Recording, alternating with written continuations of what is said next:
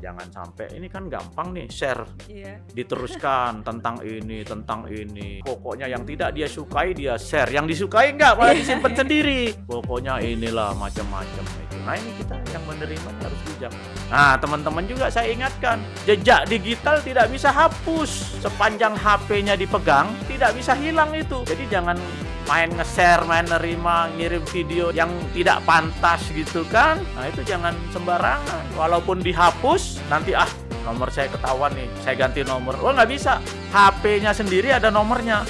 Dan itu bisa dilacak. Nah ini sekaligus saya kebetulan pernah jadi polisi, saya ingatkan. Itu salah satu langkah kita mengerem diri dari paham-paham radikalisme tadi itu.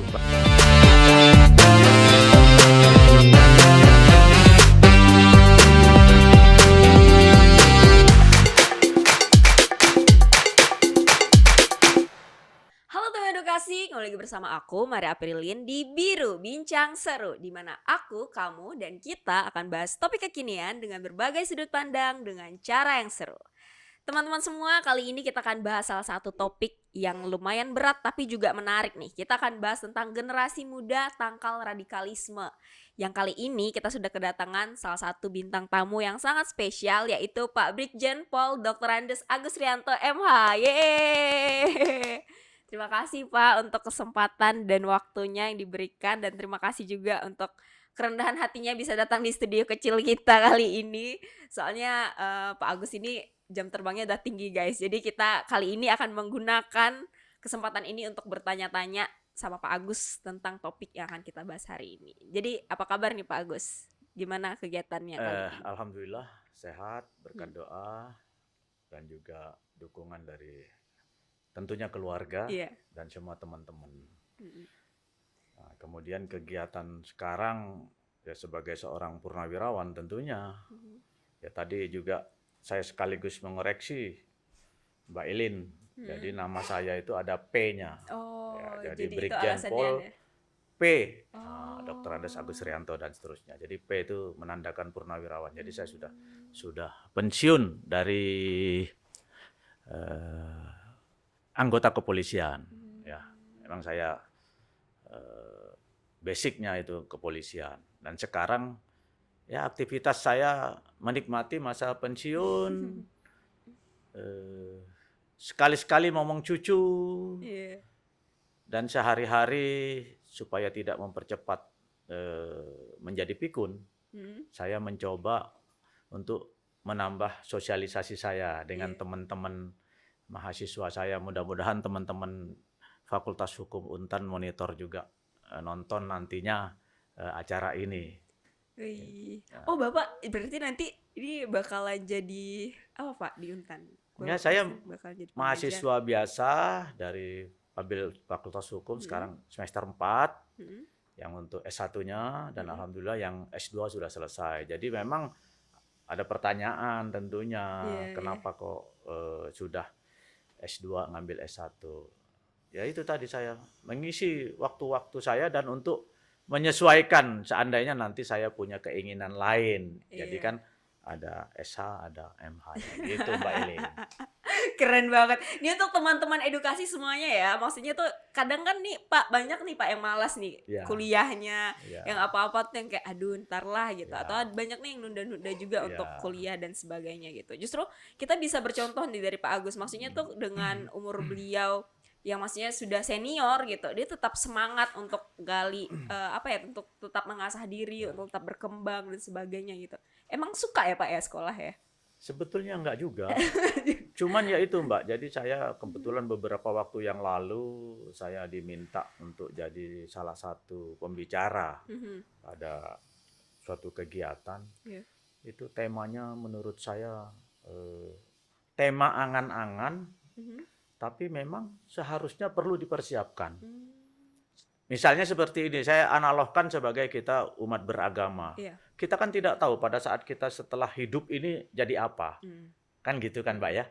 Nah tapi kita dengan keyakinan agama kita masing-masing, kita akan mengarah ke satu tujuan.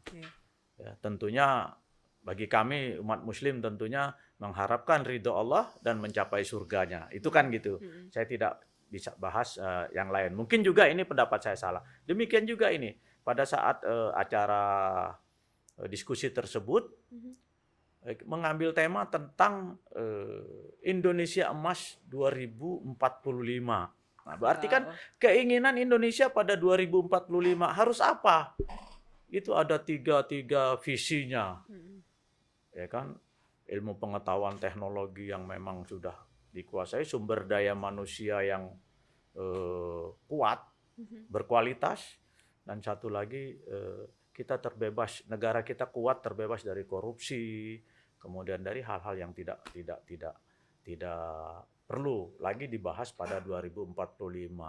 Nah, siapa motor pemainnya di 2045 itu? Di situ disebutkan adalah pemuda.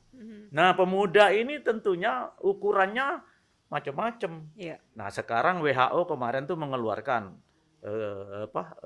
menurut WHO ukuran umur kan gitu kan. Jadi umur sampai 65 itu masih tergolong pemuda. Nah, itu berarti ya mungkin yang sekarang masih SD atau SMP atau kuliah lah. Itu sudah harus mempersiapkan diri di tahun 2045 Indonesia emas ini mau jadi apa kita. Nah, kalau sekarang kita tidak siap, mau jadi apa negara kita pada 2045 nanti? Tonggak kepemimpinan itu harus sudah mulai ditata. Kemarin juga saya sampaikan pada adik-adik kelas saya, kebetulan saya lulusan Pontianak juga dari SMA 3. Saya memberikan sambutan juga kepada adik-adik kelas saya. Mudah-mudahan menjadi motivasi bagi mereka, yaitu untuk mempersiapkan diri menghadapi 2045 itu, Mbak Ilin. Jadi jangan lagi kita setelah kuliah mikir, setelah SMA mikir, mau kemana. Enggak, mulai sekarang sudah mikir. Setelah saya SMA, saya mau kerja atau mau kuliah, atau kerja sambil kuliah atau kuliah sambil kerja. Jangan pilihan ketiga, Mbak Ilin. Apa tuh? Diam di rumah. Nah, tidak jadi apa-apa. Nah, itu kira-kira ya. Saya juga tidak juga terlalu tidak terlalu memiliki angan-angan yang terlalu jauh. Yang penting bagi saya sehat, tidak cepat pikun, punya banyak teman, bisa bersosialisasi, salah satunya melalui kegiatan kali ini ketemu dengan Mbak Elin dan teman-teman. Terima kasih telah memberikan kesempatan kepada saya untuk bisa bicara di forum ini. Kita sih kayaknya yang terhormat sekali ini bisa ngobrol sama Pak Agus. Tadi kita maksudnya saya lumayan dapat pandangan baru nih Pak. Bener sih. Kalau misalkan dipikir dari sekarang, memang tahun 45 itu 2045 akan jadi tahun emas gitu katanya untuk Indonesia. Secara perekonomian akan maju, secara teknologi juga seperti itu dan sebagainya gitu. Tapi kan hal itu tidak akan terwujud tanpa adanya kata Bapak tadi. Kita memang dapat secara prediksi gitu kan. Karena di situ usia produktif kita ada di angka yang sangat menguntungkan untuk negaranya. Tapi di sisi lain juga kita harus tahu gitu kondisi anak muda kita seperti apa gitu kan. Tentang topik kita kali ini nih Pak, kita kan akan membahas tentang radikalisme gitu. Kita juga akan bahas tentang gimana sih nanti peran anak muda ini dalam mengantisipasi hal tersebut sampai mungkin melawan hal-hal yang ada di sekitarnya gitu. Boleh nggak sih Pak cerita tentang topik yang akan kita bahas kali ini? Maksudnya pengalaman Bapak tentang isu yang akan diangkat itu seperti apa sih? Kayaknya sih Bapak nih udah gitu kan.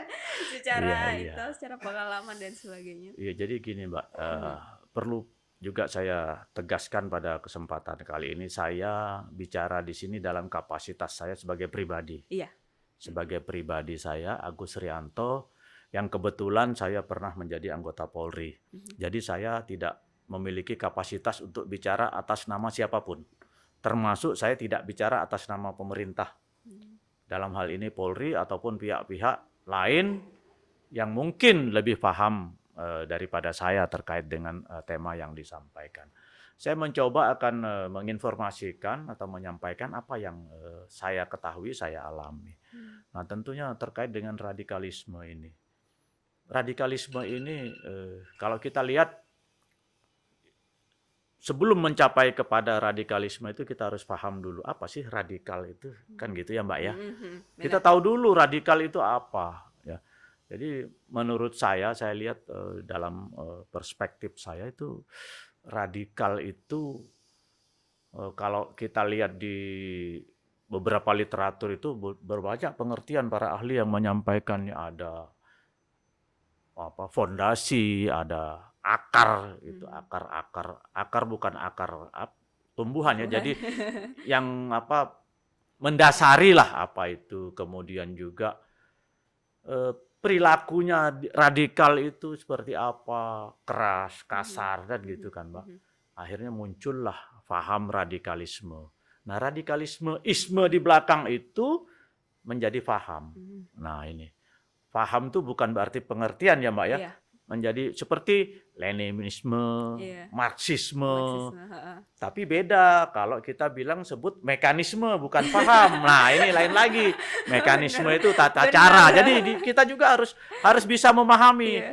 Nah, kebetulan ini edukasi, ya kan, tentunya kita berharap pemuda-pemuda khususnya Indonesia ini, pemuda-pemudi ya lebih cerdas, ya kan, lebih bijak menerima apa itu paham-paham yang beredar yang diterima oleh mereka. Nah, terkait dengan radikalisme ini, paham radikalisme ini, melihat daripada tadi radikal itu apa, dia pengennya melakukan sesuatu dengan cara sendiri, dengan kekuatan sendiri, punya keinginan sendiri. Nah, apakah radikal ini negatif? Belum tentu.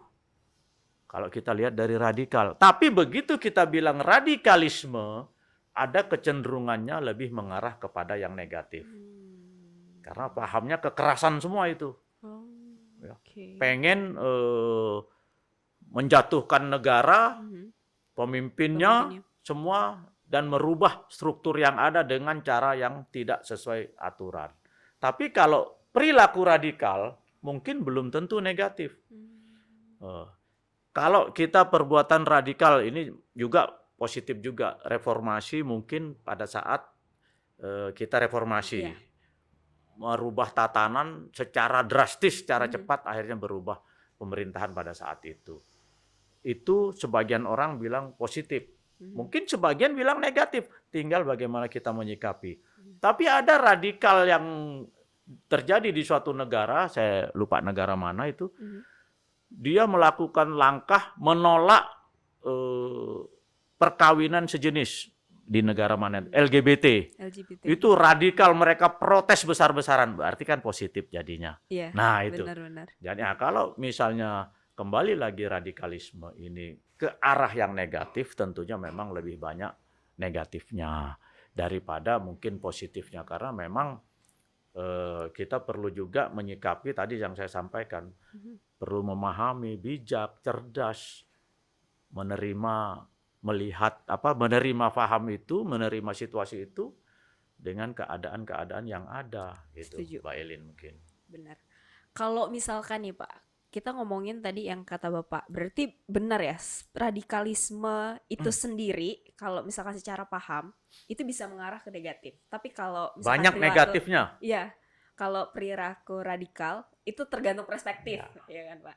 Nah, kalau misalkan nih sekarang nih Pak, kalau perspektif Bapak nih melihat isu radikalisme yang ada di sekitar kita itu seperti apa Pak untuk Indonesia sendiri nih saat ini? Nah ini kembali lagi Mbak, kita melihatnya dari sudut pandang mana dulu, nah gitu kan. Ini kalau melihat itu karena tadi negatif ya, kita lihatnya negatif. Banyak perbuatan-perbuatan atau tindakan yang mengarah kepada pengrusakan tatanan yang ada. Akhirnya melakukan tindakan-tindakan di luar ketentuan. Termasuk kalau misalnya mahasiswa-mahasiswa demo melakukan pengerusakan, kita kan istilahnya anarkis. Iya, anarkis. Mungkin ada yang bilang itu radikal itu mahasiswa itu gitu. Jadi kita tinggal bagaimana menyikapinya. Jadi kalau sudah menjadi paham, itu berarti lebih banyak mengarah kepada pribadi dan keyakinannya. Keyakinan bukan berarti agama ya Mbak, belum tentu agama. Jadi misalnya saya mau melakukan sesuatu dan saya tidak percaya pada orang itu. Nah gitu kan. saya lakukan, saya tabrak aja dia gitu kan. Mhm. Seperti tadi kan meruntuhkan negara kan belum tentu dia punya pemikiran agama, mungkin juga pemikiran lain kan gitu kan, tidak sesuai dengan kondisi negara yang ada ini. Tapi memang banyak di latar belakangnya oleh faktor-faktor agama, meskipun juga ada politik di situ. Nah, jadi itu kembali lagi ya. Pandai-pandailah kita menyikapi kehidupan ini supaya tidak dikatakan, kita tidak dicap sebagai penganut radikalisme. Nah, itu Mbak Elin. Oke. Iya benar, setuju banget sih Pak. Kalau misalkan nih kita ngomongin lebih dalam lagi. Jangan Real. dalam-dalam lah. Perilaku radikalisme itu sendiri kan. Mungkin yang ya seperti yang kita tahu lah, Pak Agus udah tugas sana sini gitu kan. Udah pernah dari timur, barat, utara, selatan gitu mungkin kan. Udah keliling lah kalau secara Indonesia. Apa sih Pak pengalaman yang pernah Bapak alamin gitu secara mengenai isu radikalisme ini yang sampai sekarang tuh Bapak jadi pembelajaran ataupun jadi hal yang menarik untuk kita sharekan hari ini gitu. Ada nggak sih Pak? Ya, sebetulnya mungkin seperti saya ini, saya tidak ingin menghadapi situasi seperti itu, Mbak. Karena dampaknya akan sangat luas. Bisa tidak hanya kepada diri kita sendiri, mungkin juga kepada anak cucu kita. Karena tadi dampaknya kan akan buruk kan, banyak yang buruk kan. Misalnya seperti kita lihat reformasi tahun 98 kan dampaknya sampai sekarang saja belum selesai kan. Ada peringatan ini kan gitu kan. Nah ini. Dan kebetulan ya memang secara nyata peristiwa yang seperti ini tidak saya alami. Kebetulan waktu 98 saya bertugas di wilayah Sumatera Barat. Ya kejadian banyak di Jakarta. Jadi teman-teman di Jakartanya yang lebih berat. Walaupun dampaknya di daerah ada juga. Saya pernah menghadapi demo teman-teman mahasiswa. Ini istilah saya. Kelihatan kepalanya, tidak kelihatan ekornya.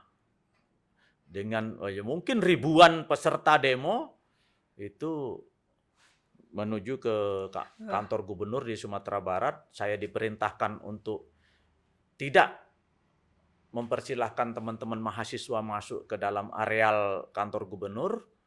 Tapi saya pikir kalau saya cegah mungkin dampaknya lebih luas.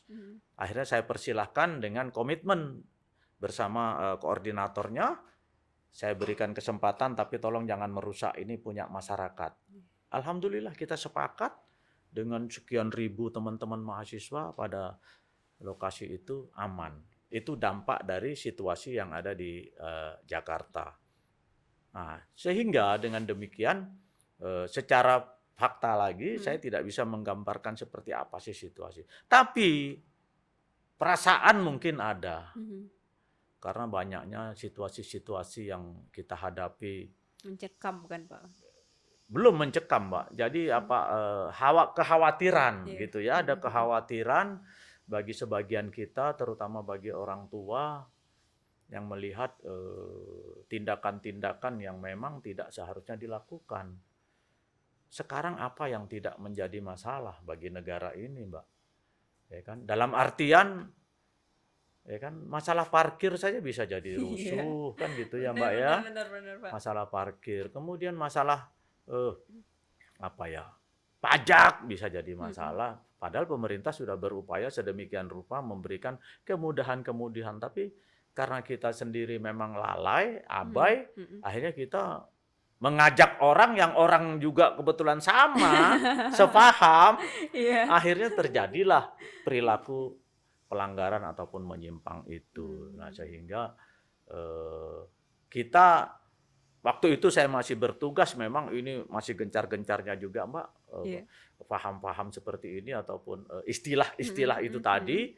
Jadi upaya yang dilakukan yaitu deradikalisasi ataupun melakukan langkah-langkah upaya-upaya anti radikalisme. Ini anti radikalisme ini juga beda deradikalisasi dengan deradikalisasi itu, Mbak. Oke, menarik tuh Pak. Gitu. Menarik. Berarti tadi kan kita udah cerita tentang apa yang Bapak alami. Mungkin nih jadi sebagian besar nih teman-teman edukasi juga bisa dapat pandangan ya. Selama ini kan mereka semuanya pengen jadi akpol nih Pak ceritanya kan. Alhamdulillah, Tapi mudah-mudahan lulus semua. Iya, Ya. semoga lu semua Amin, ya. amin, nonton ya. amin. Jadi tuh memang banyak sekali kan. Setiap tahun mungkin mereka yang maksudnya pengen jadi akpol tuh persaingannya seperti apa dan sebagaimana. Dan tadi Pak Agus juga udah jelasin, ternyata memang tugasnya itu tidak mudah ya teman-teman ya. Jangan cuma dilihat kerennya seragamnya gitu. Karena mungkin ada banyak hal yang emang harus jadi garda terdepan juga ketika hal-hal tersebut terjadi kan Pak. Jadi memang secara tadi Pak Agus ceritakan, saya juga lumayan dapat insight gitu kalau wah ternyata tugasnya polisi itu berat juga ketika hal tersebut terjadi. Karena di satu sisi mungkin harus menepikan juga pandangan sebagai pribadi dan harus tetap siap melayani negara gitu. Harus taat sama pemimpin kan Pak. Ngomongin tentang tadi perilaku-perilaku yang mungkin bisa mengatasi radikalisme, kita ke solusi ini Pak. Apa tuh Pak perbedaan yang tadi antara kedua hal tadi, deradikalisme dan juga tadi Deradikalisasi dan anti dan juga radikalisme ya. Upaya mengatasinya itu ada dari dua sudut Mbak. Dari sudut pemerintah dan juga sudut kita pribadi. Pemerintah itu tentunya lebih global ya Mbak ya, lebih global. Jadi saya yakin sudah punya program ya, seperti menanamkan jiwa nasionalisme. Pendidikan Pancasila itu lebih juga dikuatkan lagi pada setiap level gitu. Bahkan di perguruan tinggi ada sekarang pendidikan yang terkait dengan Pancasila. Ya. Semester 1 saya dapat itu pendidikan Pancasila. Nah itu jadi diingatkan kembali, bahkan di awal-awal kita masuk khususnya di Untan itu ada kita pendikar namanya Mbak. Pendidikan karakter untuk yang S1-nya ada. Nah, jadi itu upaya-upaya dari pihak luar. Ya, pemerintah ataupun lembaga-lembaga ini kan tadi kan. Nah, sementara dari pihak kita sendiri ya tentunya kita lebih bisa bersikap meningkatkan rasa nasionalisme. Karena orang kalau punya paham radikal itu menganggap bahwa saya yang paling benar, saya yang paling hebat, saya yang paling jago. Lu apa sih di sini? Nah, gitu. Nah, sementara kan kita tidak bisa seperti itu. Kita hidup di alam nyata yang bersosialisasi, berkomunikasi, perlu berkomunikasi dengan berbagai orang. Selain untuk silaturahim, bertatap muka, ya juga mungkin kita pengen tahu sih bagaimana sih mungkin dari suku A, apa kebiasaannya, apa budayanya. Jadi kita suku B tahu supaya nanti kalau kita pada suatu titik bertemu tidak harus menyakiti teman-teman kita, pihak lain, kawan kita. Nah, seperti itu. Nah, itu dari kita sendiri. Nah, ini Mbak, kita lihat banyak ini teman-teman nih pemuda, mulai dari anak-anak bahkan bermain alat komunikasi, gadget ya, HP lah tab lah, pad lah, komputer lah. Sekarang itu istilahnya tuh borderless ya, Mbak Elin udah ahli bahasa Inggris lah itu. Dunia tanpa batas. Kejadian di Ukraina, perang Ukraina sama Rusia, kita bisa nonton langsung kan? Mungkin jamnya saja yang beda. Di sana mungkin jam sore, kita jam pagi atau sebaliknya, tapi kita tahu saatnya sama. Sama saatnya. Ya.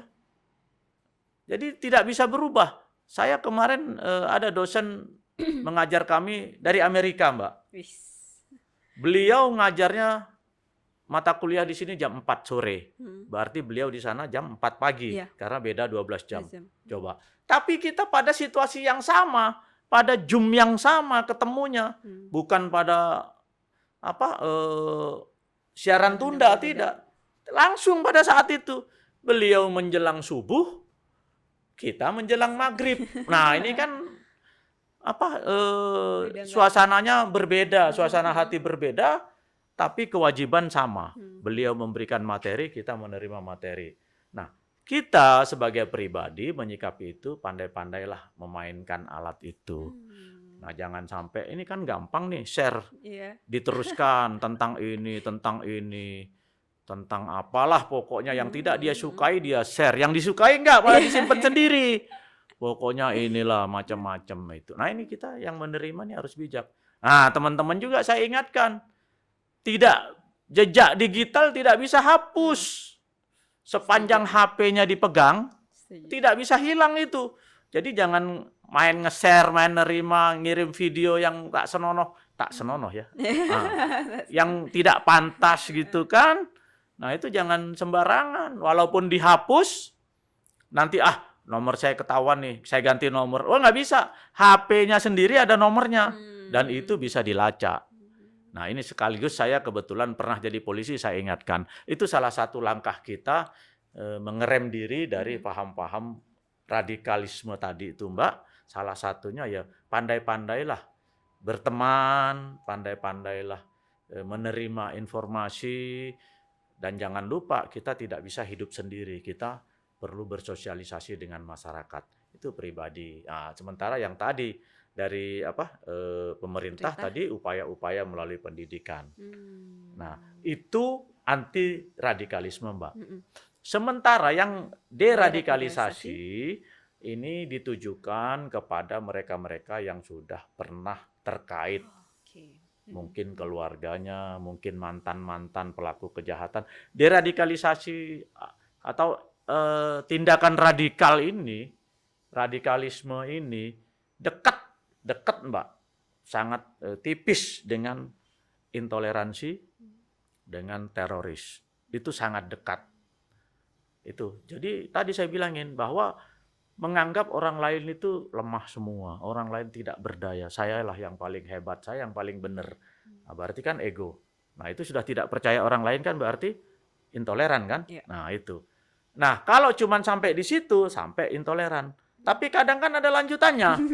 Karena kamu tidak sepaham dengan saya ancam kamu, saya bunuh kamu. Nah, akhirnya kan menjadi menakut-nakuti, membuat orang khawatir. Yang tadi Mbak Elin sampaikan di awal, rasa was-was gitu kan. Itu kan menimbulkan teror, jadilah teroris. Nah, jadi sangat tipis itu antara radikalisme berdampak pada intoleran dan terorisme. Nah, itu deradikalisasi arahnya kepada orang-orang yang diduga ataupun yang terkait dengan masalah-masalah yang tadi itu intoleran, terus teroris itu, Mbak. Upaya-upaya yang bisa dilakukan. Keren. Jadi itu ya teman-teman, saya berasa kuliah sih, Pak, itu. Jadi memang beda ya, anti radikalisasi anti radikalisme dengan deradikalisasi.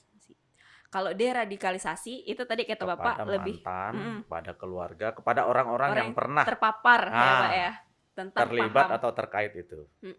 Kalau misalkan anti radikalisme itu orang dia yang lebih belum. ke mereka yang belum dan ya. kita dan Jangan sampai. benar. Dan juga tadi Bapak sempat yang menariknya adalah Pak Agus, jarang banget saya dapetin, maksudnya untuk yang senior kayak Pak Agus itu ngebahas tentang teknologi nih, Pak. Berarti emang terlihat ya dari handphonenya dan sebagainya, Pak Agus sih kayaknya perkembangan teknologinya bagus gitu kan, orangnya satset kayak anak muda lah zaman sekarang, nggak mau ketinggalan gitu kan. Kerennya adalah yang Bapak sampaikan itu benar, Pak. Maksudnya teknologi tuh anak muda sekarang tuh, bahkan yang saya tahu sekarang tuh di kampus saya sendiri, Pak, itu semuanya tuh wajib buat belajar coding sama big data. Jadi mereka udah belajar tentang coding dan juga membaca data gitu. Itu pelajaran wajib untuk semua major. Jadi kayak semua jurusan wajib belajar itu gitu. Itu hal yang lumayan baru, tapi juga mau ndak mau harus dipelajarin sesusah apapun itu kan. Coding, siapa sih yang suka biasanya kan secara logika, dan apa yang nggak kuat matematika apalagi gitu.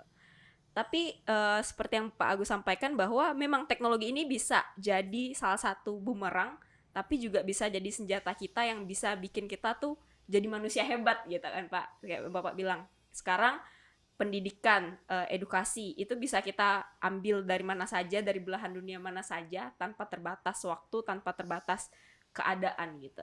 Maksudnya dulu tuh pendidikan kan adalah hal yang eksklusif ya Pak ya, hanya diakses sama orang-orang tertentu gitu, orang-orang yang punya duit, orang yang punya kenalan dan sebagainya. Sekarang mereka bisa kuliah bahkan di Harvard untuk orang-orang yang kelas menengah atau kelas ke bawah gitu, karena mereka punya teknologi gitu. Tapi ini di satu sisi seperti yang Pak Agus sampaikan juga, memang hal tersebut tuh bisa jadi bumerang karena tadi penyebaran informasinya udah nggak bisa kekontrol nih, karena semua informasi itu masuk, dan itu tergantung kita sendiri gimana caranya untuk menyadari diri dan memfilter hal tersebut gitu. Pak Agus kan juga udah gaul nih sama anak muda, tadi udah bahkan udah sesenior ini masih top sekolah gitu kan, terus ketemu nih Pak sama anak-anak muda yang maksudnya umurnya lumayan jauh dari Bapak. Gimana pandangan Bapak, menurut Bapak apa sih hal yang kira-kira nanti ini bahaya gitu untuk anak-anak muda zaman sekarang? Selain tadi kan Bapak udah sebutin juga sih sebenarnya teknologi itu dan sebagainya gitu. Bagaimana Bapak ngelihat anak-anak muda sekarang tentang isu radikalisme nih Pak? Ya, kembali lagi Mbak ya, teknologi tadi khususnya. Jadi di 2045 itu ada 8 tantangan yang akan kita hadapi. Saya tidak bicara yang lain lah, yang dua saja. Yang dua saja itu perlu bagi kita ini, anak-anak muda ini. Wih, anak-anak muda kita. Pokoknya bagi pemuda 2045 ini mempersiapkan diri hanya dua yang menurut saya yang perlu dipersiapkan secara betul-betul matang. Yang pertama, kemampuan ilmu pengetahuan dan teknologi. Yang kedua, meningkatkan sumber daya manusia sehingga dia menjadi orang-orang yang berkualitas. Melalui apa? Ya sekolah, belajar, kan gitu kan. Nah, tadi bagaimana terkait dengan pemanfaatan teknologi itu, ya tentunya itu cerdas, bijak, menerima informasi yang ada. Karena itu teknologi itu bisa jadi bumerang, bisa jadi ilmu, bisa jadi senjata. Jadi bumerang kalau kita tidak bisa mengendalikan diri. Kalau kita emosi, pokoknya saya mau buka tentang ini. Kadang bayar pun mau buka link ini harus bayar. Bayar, yang penting bisa terbuka. Padahal itu sebetulnya melanggar hukum. Sementara yang gratis, males biarin aja, ntar juga bisa, nanti juga bisa, besok juga bisa. Padahal itu ilmu. Nah itu tadi, bahwa dunia sudah tanpa batas, sudah jelas itu. Kita bisa ambil dari sini. Dari ruangan ini kita bisa lihat mana Amerika lagi apa sekarang ini. Ya Mbak ya? Nah itu. Jadi teknologi ini memang betul-betul harus dikuasai oleh teman-teman pemuda. Yang mengklaim dirinya pemuda menjadi harapan bangsa. Yang mengklaim. Jangan sampai jadi nanti istilahnya jadi pemuda ayam sayur. Pokoknya saya pemuda, umur saya sampai tua pun ya begini-begini aja lah. Bisa runtuh negara ini, kan gitu kan. Nah, sehingga saya berharap ya teman-teman generasi muda saat ini, pria wanita itu silahkan menggunakan teknologi yang ada ini dengan bijak, cerdas, arif, bukan nama orang ini. Jadi itu karena arif, bijaksana itu ada menjadi nama orang. Cerdas itu betul-betul memang kadang-kadang memang kita harus mengorbankan kepentingan pribadi kita untuk kita bisa memenuhi, kan gitu, emosi kita itu untuk mengetahui sesuatu. Ada yang positif, ada yang negatif. Kembali lagi itu. Saya tidak paham teknologi, Mbak, tidak ahli teknologi. Memang kebetulan kemarin sebelum saya berakhir di kepolisian, jabatan saya terakhir itu Kepala Biro Teknologi Komunikasi, Karo Tekom. Itu menguasai perangkat keras IT, pengadaan kepolisian itu HT, mungkin HP, dan juga kadang-kadang kita mengadakan juga peralatan-peralatan yang terkait dengan sistem informasinya, bekerja sama dengan teman-teman biro lainnya. Kebetulan teman-teman yang satu bagian dengan saya itu ada yang sudah S1, S2 di bidang teknologi. Jadi saya sudah tidak sulit Jadi saya memanage mereka saja. Saya katakan, saya di sini hanya manajer. Jangan tempatkan saya sebagai komandan. Karena kalau saya sebagai komandan, saya hanya bisa marah, marah, dan marah. Kan gitu. Tapi kalau saya manajer, kita bisa bekerja sama. Saya manfaatkan mereka, saya sebagai koordinator mereka. Supaya apa? Mereka bisa terbuka dengan ilmunya, silahkan. Saya tidak ngerti istilah-istilah spesifikasi teknis peralatan yang akan kita beli, yang akan kita datangkan. Tapi ini yang akan dipakai oleh Polri untuk jangka waktu yang cukup lama. Pengadaannya dengan biaya negara, uang rakyat. Kalau kita salah, nah itu kan akan jadi bahaya juga bagi kita semua. Nah ini sehingga betul-betul kita pahami apa yang akan kita beli, apa yang akan kita adakan. Nah itulah teknologi. Dan teknologi itu setahu saya mungkin juga tidak bisa bertahun-tahun umurnya ya Mbak ya. Sekarang mungkin HP kelasnya sudah ada yang sudah S berapa yang sekarang terbaru, Note sudah hilang ganti S katanya gitu. Bener. Sudah 22, 23 mungkin. Nah itu. Jadi udah macam-macam, nanti saya nyebut ini kayak iklan pula kan gitu kan. Pokoknya selalu update dan upgrade. Nah, gitu kan, meningkat. Ya, sehingga ya betul-betul kita harus memahami itu. Ya, kadang ya anak-anak sekarang saja yang kecil-kecil sudah tidak mau lagi pegang HP yang tidak ada kameranya. Nah, itu lagi. Kamera itu lagi jadi buat mengerem kita ataupun menghancurkan.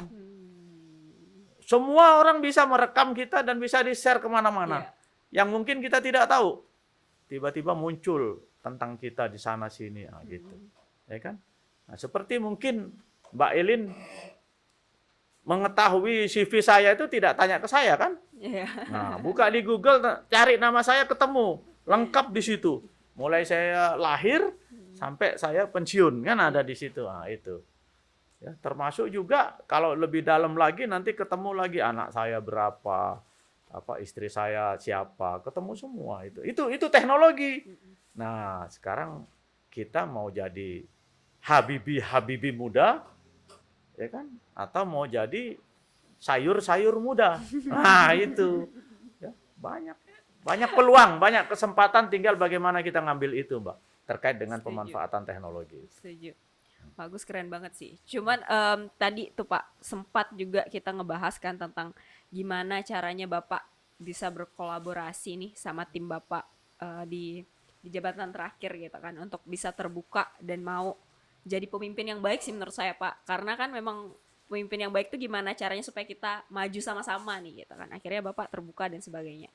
Tapi kan enggak semua hal tuh dilakukan kayak gitu sama struktur pemerintahan kita saat ini Pak. Kalau misalkan nih bisa ngomong sama pemerintah, apa sih kira-kira Pak program yang bagus gitu untuk terutama dalam isu radikalisme lah gitu untuk anak-anak mudanya gitu. Ada nggak yang pengen Bapak ajukan gitu? Ya sebagai pribadi mungkin ya menyarankan kepada kita semua. Ya bagi beliau-beliau yang memiliki kapasitas dan kompetensi terkait dengan upaya pencegahan itu, banyak langkah yang bisa dilakukan, Mbak. Ya. Di lembaga-lembaga sekolah apapun namanya, baik sekolah negeri ataupun swasta,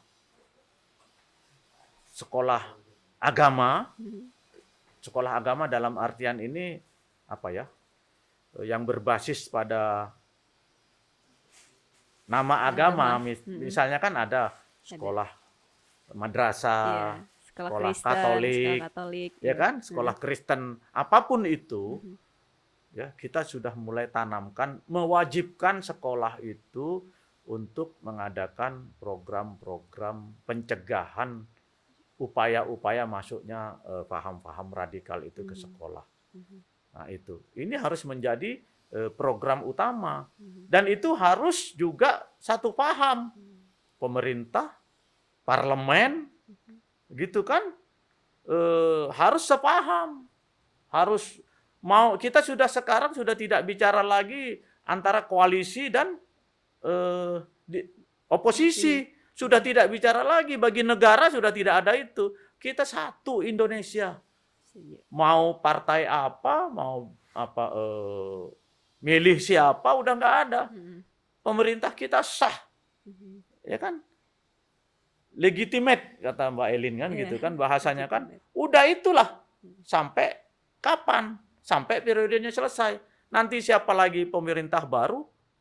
Ayo itu sama-sama lagi. Mau berbeda suku, berbeda agama, berbeda ras, berbeda golongan, berbeda partai, berbeda paham, silahkan sah-sah saja. Tapi Indonesia harus satu. Program negara itu harus didukung. Gitu. Apapun itu kita. Saya nggak setuju dengan Bapak ini. Boleh tidak setuju. Tapi mampukah kamu kalau jadi seperti beliau menjadi lebih baik? Belum tentu. Kan gitu, Mbak. Mungkinkah dia bisa jadi seperti itu? Belum tentu juga. Kan gitu.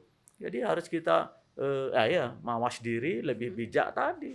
Lebih arif, lebih cerdas. 3 kata itu, arif, bijak, cerdas itu. Kalau kita waras. Kalau tidak waras ya udah salah semua, pokoknya aku yang betul, kembali lagi radikal kita. Kan gitu ya Mbak Elin ya. Nah itu. Jadi ya pemerintah perlu menurut saya. Ini kembali lagi saya pribadi ini kan. Pribadi tidak berembel-embel saya sebagai purnawirawan Polri. Tidaklah, ini pribadi saya sebagai masyarakat biasa ya punya kewajiban kepada masyarakat di semua daerah. Punya kewajiban ya, memberikan motivasi, memberikan pengaruh untuk mencegah tindakan-tindakan yang dapat merusak ataupun dapat menghancurkan kredibilitas negara. Ya mungkin Mbak Elin penganut agama yang non-muslim, saya muslim. Yang saya pahami itu bahwa dalam firman Allah itu, Allah tidak akan merubah nasib suatu kaum kalau kaum itu tidak mau merubahnya. Setuju. Nah gitu. Nah, lewat mana? Gitu kan? Lewat pemerintahnya. Nah, ada 2, pemerintah dan ulama. Umaro dan ulama. Nah, gitu kan? Jadi umaro itu pemerintah, ulama ya ulama, pemimpin agama. Itu 2 itu harus satu kata. Harus ini. Demi masa depan generasi muda, demi masa depan negara. Mudah-mudahan kita bisa menikmati kejayaan Indonesia sebelum 2045 sehingga kita bisa sudah merdeka semua ya. Ya kan?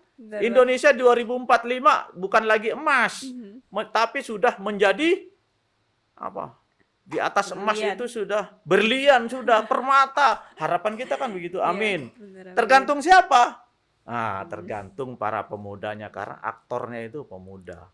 Di situ Mbak Elin. Wah, keren. Kalau misalkan kita ngomongin lagi nih Pak ya, kayaknya bakalan sampai nanti nih. Cuma kayaknya emang harus kita akhiri sebelum tadi kita akan menutup acara kita.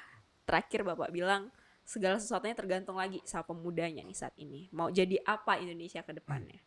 Pesan terakhir Pak untuk pemuda Indonesia di penutup acara kita kali ini. Iya, betulnya saya kalau berpesan untuk orang lain itu susah Mbak Elin. Karena belum tentu saya bisa melaksanakan. Tapi sebagai mungkin boleh dikatakan senior lah. Apakah senior ini yang berhasil? Belum tentu juga. Ya kan? Tapi karena saya diundang ke sini untuk menyampaikan ini, saya punya kewajiban lah menyampaikan gitu. Walaupun dengan harap-harap cemas, didengar ataupun tidak. Ya bagi teman-teman pemuda tentunya harus sudah sebetulnya bukan harus sudah memulai, tapi memang sudah harus siap menghadapi tantangan ke depan yang pastinya tidak lebih mudah, tidak lebih ringan, pasti akan lebih berat. Ya, pasti akan lebih berat. Ya. Dan itu tidak bisa dihadapi dengan menjadi pemuda ayam sayur. Tidak bisa. Kita harus menjadi pemuda yang minimal, pemuda yang 2 hal Mbak. Teknologi minded dan bahasa minded. Nah itu. Dua hal ini. Teknologi sudah jelas tadi. Bahasa. Ya. Dulu waktu saya masih sekolah, ada bahasa pergaulan, ada bahasa di luar pergaulan, bahasa khusus. Dalam artian begini. Nah, kembali lagi, saya kebetulan Muslim. Bagi saya ada 3. Satu bahasa Arab. Mohon maaf kalau misalnya mungkin ada yang berbeda pandangan dengan saya kan. Ini kan hak saya dong menyampaikan bahasa Arab. Kenapa? Bagi kami yang penganut agama Islam, katanya nanti menurut pemahaman kami, pada saat kami dihisab pada hari pembalasan, itu nanyanya tidak pakai bahasa Indonesia, jadi pakai bahasa Arab. Nah, marabbuka, wama imamuka, nah gitu, dan segala macamnya, segala macam itu kan gitu kan. Nah, jawabnya pakai bahasa Arab juga, katanya seperti itu. Nah, untuk kita memahami. Yang kedua, dulu kita mengenal ya kan bahasa Jerman kan, bahasa Jerman itu katanya bahasa teknologi. Jadi memang teknologi itu bahasa Jerman, gitu kan. Nah, kemudian yang ketiga bahasa gaul. Bahasa negara, bahasa gaul, bahasa pergaulan ini Mbak maksudnya. Bahasa Inggris. Itu betul-betul harus dikuasai. Karena kemana-mana negara kita bahasa Inggris pakainya. Walaupun mungkin ada di negara tertentu bahasa Inggrisnya tidak terlalu jelas kan gitu kan. Ada bahasa Inggris kalkulator, jadi pokoknya kita ngomong akhirnya kalkulator.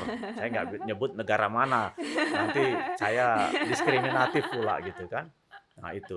Saya ke China ketemunya bahasa Inggris, saya ke Jepang bahasa Inggris, ke Australia bahasa Inggris, ke Amerika tentunya ya kan, bukan bahasa Amerika, bahasa Inggris ala Amerika, nah gitu kan. Jadi bahasa Inggris itu kuasai. Ya kalau saya memang agak-agak berat di bahasa itu. Saya yang mahir tuh bahasa tubuh, nah itu saja. Jadi kepada teman-teman pemuda persiapkan diri. Dengan sebaik-baiknya, harus sudah mulai menata diri, mau jadi apa saya 20-30 tahun ke depan. Apakah saya mau jadi generasi yang biasa-biasa saja atau mau jadi yang luar biasa. Tergantung pada diri. Dan jangan lupa, selain kita berusaha, bekerja, sekuat tenaga, semampu kita, jangan lupa, sebagai umat beragama kita berdoa.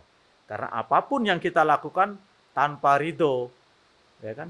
Tanpa restu, tanpa hidayah dari Sang Pencipta tidak akan ada apa-apanya, tidak akan ada artinya. Mungkin itu Mbak Elin yang bisa saya sampaikan. Jangan putus asa para pemuda, ayo bangkit, ayo maju, hadapi masa depan yang lebih baik. Saya doakan semua pemuda Indonesia menjadi pemimpin di seluruh dunia.